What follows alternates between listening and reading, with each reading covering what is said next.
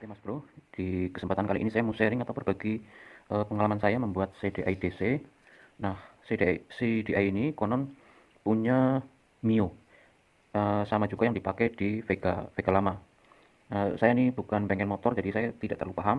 Intinya ini, sekarang saya mau berbagi cara membuat CDI DC yang konon ini CDI punya Mio, tapi mungkin bukan orinya ini. Tapi saya coba ini lumayan bagus.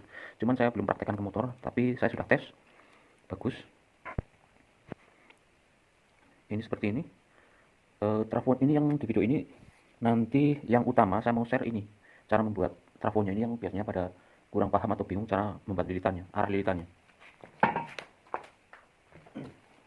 Untuk trafo yang digunakan sebagai perbandingan besarannya itu segini. Ukurannya saya tidak ukur lah, pokoknya selisih sedikit atau lebih kecil atau lebih besar sedikit tidak masalah.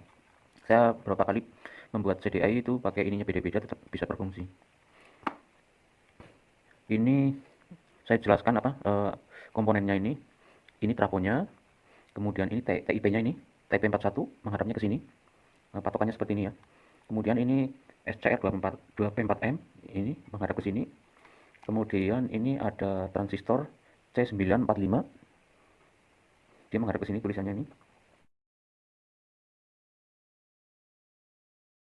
Kemudian ini ada transistor 2N551, dia menghadap ke sini. Nah, kalau membuat usahakan posisi atau penempatan komponennya sama persis seperti ini Mas Bro, biar tidak bingung. Nah, ini sebenarnya dapat terangkan ini saya dari sebuah grup WA grup FB. Nah, di grup itu dia posting sudah bentuk PCB bagian atas terus PCB bagian bawah. Nah, dari melihat PCB bagian atas dan PCB bagian bawah, saya coba bikin skemanya untuk seperti ini sesuai posisi-posisi komponennya. Nah, ini untuk outputnya ini kalau di CDI saya nggak tahu itu ada berapa pin, kayaknya 6 sih. Cuman ada satu pin yang tidak digunakan. Terus yang pin-pin yang utama yang saya gambar ini ada 4 ini. Yang nomor 1 ini ke pulser. Yang nomor 2 ini ke coil pengapian. Yang ketiga ini ground atau negatifnya. Nah, yang keempat ini input dari aki 12 volt. Kemudian komponen yang ini, dioda ini, kalau misalnya tidak ada ini bisa menggunakan kode yang lain. Yang penting dia kemampuan arusnya 2 ampere. Ini kalau dilihat dari datasheetnya ini kemampuannya 2 ampere 1000 volt. Tapi inputnya ini kan cuma 12 volt, tidak harus 1000 volt juga tidak masalah. Kalau misalnya adanya 1N4407, coba saja pakai itu satu atau mau didouble biar yakin juga tidak masalah. Yang ini juga iya. Yang ini dioda 3 ampere, kemampuan arus voltasenya itu sampai 1000 volt. Tapi kalau misalnya tidak ada ini, coba saja pakai yang gampang dicari. Kalau misalnya mau menggunakan komponen bekas itu 1N4007. Itu banyak di bekas lampu LHE, cas HP, itu banyak. Kalau yang ini tidak usah terlalu dijelaskan ya. Kalau yang ini resistor ini 330 ohm. 10K. Kapasitornya yang umumnya di sini menggunakan 105, ini menggunakan 155 atau 1,5 UF 400 volt. ECR-nya ini 24M. Gate-nya di sini. Jadi menghadapnya ini kalau di PCB-nya ini dia menghadap ini. Yang ada tandanya kayak terpotong miring ini di sebelah kanan ini. Kemudian ini milar 103. Milar 103, kemudian dioda penyearahnya tegangan tinggi ini menggunakan FR 2007. Ini dioda fast untuk frekuensi tinggi. Secara spesifikasi dia 2 ampere maksimal arusnya, terus tegangannya adalah 1000 volt. Nah, ini trafonya nanti saya jelaskan di tahap akhir cara membuat lilitannya. Kemudian ini transistor TP41. Bagian kanan ini basis, tengah kolektor, ini emitor. Posisinya menghadap ke sini ya. Kemudian ini dioda 1N4148.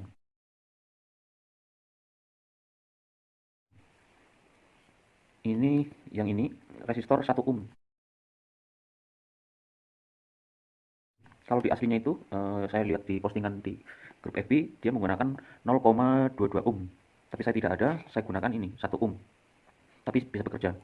Kemudian yang ini aslinya pakai 100 ohm, saya ganti menjadi 47 ohm karena pakai 100 ohm resistornya panas, jadi saya naikkan menjadi 470 ohm. Dia cuma hangat-hangat saja. Yang ini resistor 200 ohm.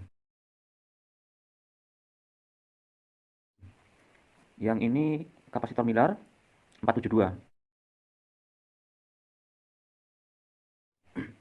Ini resistor 100 ohm. Ini resistor 47K. Nah, yang ini saya juga baru pertama pakai selama saya sering utak-atik di bidang elektro. Ini dioda TVS. Kodenya P6KE220A. Kalau di toko offline kayaknya jarang ada ini, saya belinya online. Ini resistor 10K, resistor 560 ohm, resistor 1K, dioda 1N4007. Ini kapasitor Miller 104. Ini resistor 2K. Ini resistor 3K9.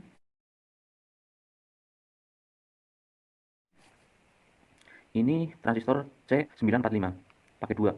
Eh, Kaki bagian sini emitor, yang tengah dua-duanya ini kolektor, yang paling ujung ini basisnya. Ini resistor 10K. Kemudian cara membuatnya itu kita buat di bagian inverternya dulu ini, di bagian sini. Bikin inverternya dulu ini, yang komponen utamanya adalah TP41, terus yang kedua trafo, terus ini dioda FR207, sama ini sampai di sini. Nah, buat ini dulu dites, kasih tegangan 12 volt dari sini. Nah, di sini cek tegangannya. Kalau tidak ada tester, voltmeter, bisa menggunakan test pen, obeng yang kalau disentuh itu menyala lah. Yang biasa untuk ngetes sambungan-sambungan kabel itu. Jadi kalau misalnya mau merakit, uh, yang lain komponen ini dipasang sama dipasang. Nah, kalau mau testing ini bagian inverter itu yang jangan dulu dipasang ini transistor ini jangan dulu dipasang, terus transistor ini jangan dulu dipasang. Kemudian yang utama inilah, yang transistor ini jangan dulu dipasang, terus 2P4M-nya jangan dulu dipasang, terus ini kapasitornya juga jangan dulu dipasang. Dites pakai test pen di bagian ini. Kalau dia menyala berarti sudah bekerja, baru rangkai ke semua komponennya. Kalau misalnya mau menggunakan PCB berlubang juga bisa, kalau mau cetak PCB juga bisa. Ini saya membuat ini masih terlalu gede nih sebenarnya. Cuman tujuannya saya buat gede ini nanti kalau misalnya karena baru mencoba, kalau misalnya ada terjadi kesalahan bongkar pasangnya saya lebih mudah. Seperti itu. Tujuannya seperti itu. Kalau misalnya mau membuat PCB sendiri, tata letaknya ini sama persis seperti ini. Nah, ya, seperti ini. Digambar dulu tata letaknya. Misalnya mau buat ukuran segini. Dibikin dulu tata letak komponennya. Dibikin. Nah, yang warna biru kan komponen ini. Nah, yang jalur yang spidol warna merah ini ada jalur bagian bawah. Bagian bawah ini. Jadi nanti kalau ini sudah tata letaknya sudah dibuat, ditempel, dilem, kemudian kaki-kaki komponennya ini dibor dulu, semuanya dibor. Kalau sudah selesai dibor, baru kita hubungkan pakai spidol. Bertahap, sambil diteliti, jangan sampai ada yang salah. Nah, cara menggunakan spidolnya ini, saya menggunakan pakailah spidol yang seperti ini, permanen. Cara membuat jalur dengan spidol ini, misalnya kita hubungkan thread begini. Nah, ini membuat menandai jalurnya pakai spidol tidak cukup satu kali, jadi paling tidak 2 kali. Dibuat jalur pakai spidol sekali, tunggu semuanya kering. Nanti tahap kedua dioles lagi pakai spidol. Tapi mengolesnya itu jangan ditekan, mengambang saja, asal tintanya nempel. Kalau ditekan nanti spidol atau tinta spidol yang sudah menempel nanti dia cari lagi, ketarik lagi, dia tipis lagi. Biar pas dicelup ke veriklorida yang untuk melunturkan tembaga ini tidak keropos jalur-jalurnya. Kalau mau membuat PCB dari PCB polos seperti ini. Kalau misalnya susah membuat PCB sih ya bisa menggunakan PCB bolong lah itu. Tapi kalau menurut saya lebih rapi sih menggunakan PCB seperti ini. Cuman ya membuatnya agak lebih ribet lah. Untuk penjelasan komponen saya rasa cukup jelas lah ya. Kemudian ini yang terakhir, cara membuat trafonya. Saya pakai model Caron trafo. Ini seperti ini. Bentuknya kan kurang lebih seperti ini. Nah, ini pinnya ada 5. Kalau misalnya kita menggunakan bekas, tidak sama persis seperti ini, yang penting urutannya sama lah ya. Misalnya kita dapat yang pinnya bagian sini 3, yang tengah dilepas lah. Kan ada juga yang ini 4, yang pinnya 4, yang 2 di tengah dijadikan satu jalur ini, nomor 4 ini. Jadi semuanya pin yang digunakan adalah 5, urutannya itu 1, 2, 3, 4, 5. Nah, karena ini lilitan primernya saya tempatkan di pertama di dasar keren. Jadi saya cara melilitnya itu arah lilitannya ini ke belakang. Jadi posisi kerennya ini harus selalu seperti ini. Arah lilitannya semua sama ke belakang. Begitu. Ini saya praktekkan misalnya ini cara membuat lilitan trafonya. Ini nomor 1, nomor 2, nomor 3, nomor 4, nomor 5. Pemasangannya kan nanti seperti ini. Nah, agar lebih jelasnya lihat yang ini. Nah, ini masangnya seperti ini nanti. Posisi pemasangannya seperti ini. 1, 2, 3, 4, 5. Ini agak rapat ini karena pertama bekas trafo yang saya gunakan pinnya ini nomor 1 dan 2 ini agak ke pinggir ke sini. Yang satunya tidak di sini, agak ke tengah. Tapi intinya sama lah ya seperti ini. Nah, posisi care-nya ini harus selalu seperti ini. Jangan seperti ini. Diingat, harus posisinya seperti ini, arah lilitannya ke belakang. Nah, untuk jumlah lilitannya yang primer kan di sini. Yang primer ini 30 T maksudnya, atau 30 putaran, 30 lilitan. Kemudian lilitan kedua ini 25 putaran, 25 lilitan. Lilitan sekundernya ini tidak harus sama persis. Jumlahnya kurang lebih 160 sampai 170 lilitan. Untuk ukurannya, ukuran yang primer ini saya menggunakan kawat email 0,3 atau 0,35. Nah, yang ini yang 25 putaran atau 25 lilitan ini sama dengan sekunder. Ini yang sekunder sama ini kalau nggak salah ukurannya sekitar 0,17 sampai 0,12. Besaran kawat yang primer sama yang untuk ini feedback ini kurang lebih seperti ini. Gedenya seperti ini. Kalau yang untuk primernya segede ini. Jumlahnya 30 lilit yang primer. Kita lanjut cara membuat koilnya atau arah lilitannya. Yang pertama, kita tempatkan di pin 1. Jangan lupa kawat emailnya ujungnya dikupas dulu ya. Diamplas lah atau diklik dengan cutter. Nah, posisinya seperti ini, arah lilitannya ini ke belakang. Tidak cukup. Arah putaran ke belakang seperti ini. Nah, ujung satunya ke pin nomor 2. Jangan lupa ujungnya dikupas, diamplas, nanti disolder. Kemudian berikutnya kita lilit yang ini 25 lilitan. Ujung kawat yang pertama ini taruh di nomor 3. Arah lilitannya sama ke belakang. Oh ya, setelah selesai lilitan primer dilapisi dulu menggunakan isolasi kertas ya. Dilapisi isolasi kertas lah, menggunakan plastik juga ada masalah kalau misalnya tidak ada isolasi kertas. Pokoknya seperti inilah ya. Ujung yang satunya ini di pin nomor 4. Di pin nomor 4. Terlalu panjang nih, mau dipotong sayang, nanti masih bisa dipakai lagi. Ujung pertama di pin 3, arah putarannya ke belakang, ujungnya ditaruh di pin nomor 4. Kemudian yang terakhir lilitan sekunder dari pin 4 ini, dari pin 4 arah putaran ke belakang. Nah, ujung satunya ke pin nomor 5. Jangan lupa ujungnya dikupas lalu disolder. Nah, pemasangannya itu seperti ini. Pin 5, pin 4, pin 3. 1, 2. Seperti ini. Pokoknya pemasangannya seperti ini. Set, seperti ini. Biar lebih jelas, pasangnya seperti ini. Oke, seperti itu cara membuat coil atau trafo untuk inverternya. Setelah jadi dipasang, nanti diukur di sini, di pin nomor 5. Kalau di tester menggunakan voltmeter ini outputnya dengan satu daya 12 volt, outputnya kurang lebih 900 volt. Nah, di sini ketinggian output tegangannya. Yang untuk menyetabilkan fungsinya adalah komponen ini.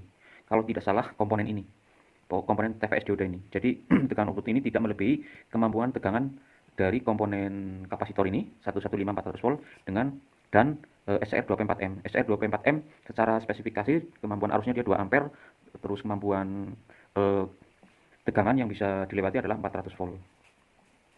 Untuk pulsernya saya menggunakan seperti ini. Yang outputnya 2 kabel. Kalau yang outputnya 1 kabel berarti ya sama saja 2 kabel, cuman yang satunya ke bagian ini. Kalau misalnya dicoba tidak keluar api di koilnya, coba saja dibalik. Tapi ini saya pakai ini dibolak-balik sama saja. Cuma nanti kalau dipasang di motor nanti mungkin topnya kurang tepat. Nanti tinggal disesuaikan saja. Ditukar ini pemasangannya ini. Oh ya, ini barangkali lihat ini tadi agak bingung ini kenapa kabelnya banyak sekali ini. Ini sebenarnya intinya kabelnya cuma 4 ini. Cuman yang hitam ini saya pasang 3. Karena pas tes ini yang 3 ini, satu ini untuk berpasangan dengan ini suplai 12 volt, yang satu ini berpasangan dengan yang ke pulser, yang satu ini berpasangan yang ke kuil. Seperti ini. Yang kuilnya. Jadi yang warna oranye ini, yang kuil nomor 2 ini masanya ke input coil. Kurang lebih sama lah ya, seperti ini. Ada yang modelnya pakai apa? Soket. Masanya di sini. Yang satu yang hitam ke ini, ke bodi ini. Jadi dia jalurnya ke ground mesin atau motor. Oke, saya rasa cukup jelas ya Mas Bro untuk penjelasan komponen eh, apa sama penempatan ini. Komponen-komponennya saya rasa cukup jelas dan juga cara membuat trafonya untuk bagian inverternya saya rasa cukup jelas ya Mas Bro.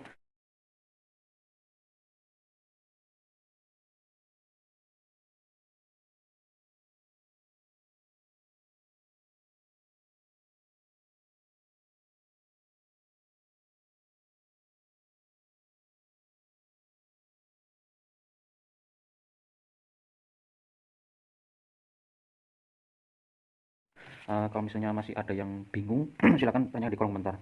Oke Mas Bro, saya rasa sudah cukup jelas. Sekian saja video untuk kali ini. Semoga bermanfaat. Terima kasih Mas Bro.